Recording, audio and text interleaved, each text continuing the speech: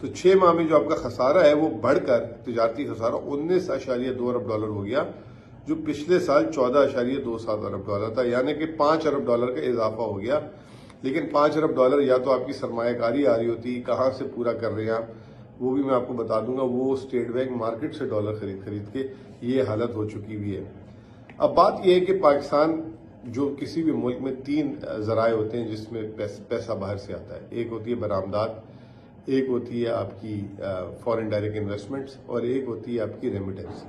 जो पहला है बरामदात, वो मैंने आपके सामने रख दिया। दूसरा फॉरेन डायरेक्ट इन्वेस्टमेंट की उससे भी बुरी सूरत हाल है कि इस मुल्क में बैरूनी मुल्क छोड़े अंदरूनी मुल्क के सरमायाकार भी सरमायाकारी से गुरेज कर रहे हैं। और तीसरा है रेमिटेंस। अब रेमिटेंस क्यों बढ़ी, उसकी वजह भी आपके सामने के लोग जोक दर जोक छोड़ के जा रहे हैं। और रेमिटेंस अब पाकिस्तान में जो है 35% हमारी बरामदात से ज्यादा है। सोचेंगे जिस मुल्क की रेमिटेंस उसकी बरामदात से ज्यादा हो जाए तो उस मुल्क में रोजगार की सूरत हाल क्या होगी, उस मुल्क में लोगों के साथ क्या हो रहा है और गुर्बत के क्या हालात होंगे, वो भी मैं भी आपको अगली जो है बात यही करना चाह रहा हूं। अब अच्छी बात यह है कि जो हम बात करते थे अब वो पेपर में भी आना शुरू होगी। हालांकि इसमें भी बहुत सारा जो है जिसे कहते हैं कि बढ़ा के बात की है, लेकिन फिर भी हम इन्हीं नंबर्स को आपके सामने रखते हैं। अदादो शुमार जो हैं, जो पाकिस्तान ब्यूरो ऑफ स्टैटिस्टिक्स देता है कि पाकिस्तान में 2019 से 2025 के दरमियान हकीकी आमदनी जो शहरी इलाके हैं उनकी 17% कम हुई है। वो कैसे, मैं बता देता हूँ कि 96,767 रुपये जो है 2025 में एक औसत आमदनी थी पाकिस्तानी की, जो 2019 में 53,019 रुपये थी। अगर हम उसमें महंगाई डाल दें तो उस वक्त जो 53,019 रुपये में जो चीज खरीद सकता था बंदा, वो जो है 96,770 रुपये में 17% कम खरीद सकते हैं। यानी कुव्वत खरीद शहरी इलाकों की 17% कम हुई। इसी तरह से जो हमारी देहाती इलाकों की ये 5% कह रहे हैं कम हुई। और पूरे नेशनल यानी पूरे पाकिस्तान की आबादी की 10% से हकीकी आमदनी जो है उसमें इरोजन आए, यानी कि वो 10% उसकी हकीकी आमदनी कम हो गई।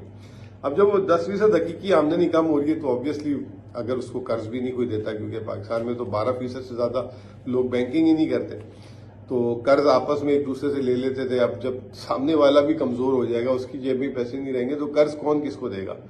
तो पाकिस्तान में उसका बराह रास्त जो इम्पैक्ट आया वो लोगों की खाने पीने की चीजों पे आया। हुकूमत कहती है कि 66% जो है लोग अपने जो है खाने पीने और दूसरी चीजों में अहम जरूरियात की चीजों पे खर्च करते हैं।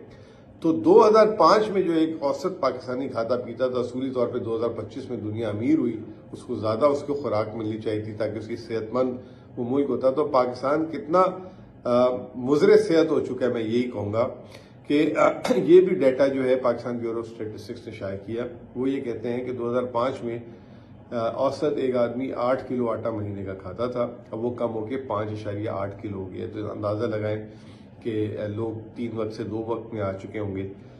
जो चावल था वो 1 किलो खाता था औसत, अब वो जो है 900 ग्राम खा रहा है।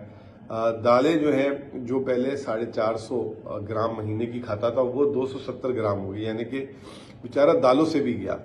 फिर उसके बाद दूध जो है, जो एक सबसे अहम चीज होती है, जो नशोनुमा के लिए होती है, इंसान के लिए होती है, उसकी सेहत के लिए होती है, जो ताकत बख्शती है, वो 6.7 लीटर महाना से 5.5 लीटर पे आ गया। कुकिंग ऑयल जो है तकरीबन उसमें इजाफा हो गया। ये समझ नहीं है कि कुकिंग ऑयल में क्या इजाफा हो गया कि पकौड़े शकोड़े ज्यादा खाए लोगों ने, ये हुकूमत कह रही है कि कुकिंग ऑयल में इजाफा हो गया। मटन जो है पहले जो है 70 ग्राम महीने का बंदा खाता था, यानी कि गोश्त तो हमारे यहाँ तो लोग यही कहते हैं, जो हमारे मुलाजिम भी कहते हैं कि हम तो ईद की ईद खाते हैं गोश्त, हमारे नसीब में कहाँ गोश्त है। तो मटन जो है 70 ग्राम खाते थे 2005 में, वो कम होकर 50 ग्राम हो गया।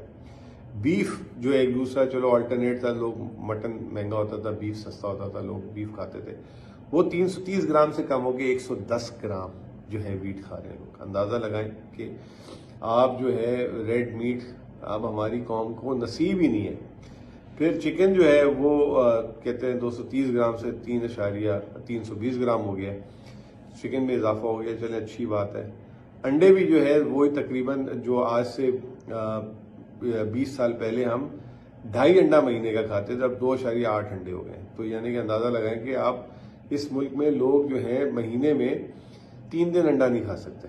3 दिन अंडा नहीं खा सकते। आप ये अंदाज़ा लगाएं कि ये इस मुल्क में हाल है।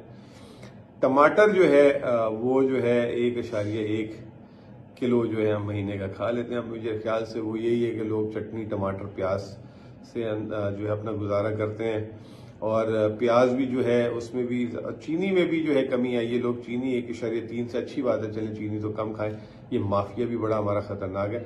इत्तेफाक की बात है कि चाय जो है उसमें 60 ग्राम से 810 ग्राम पे पहुंच गई है। तो उसका मतलब ये कि लोग चाय के साथ रोटी और ये जो है सूखी खा के जो है गुजारा करते हैं। किसान जो है वो अलग बर्बाद होता जा रहा है दिन ब दिन। जिस तरीके से पाकिस्तान की आबादी 60% जो है ज़रई आबादी है, ज़राअत रूरल एरिया में रहती है, जिस तरीके से गंदम में उनके साथ हुआ, जिस तरीके से अभी कपास में हुआ, अभी आजकल शुगर केन में हो रहा है।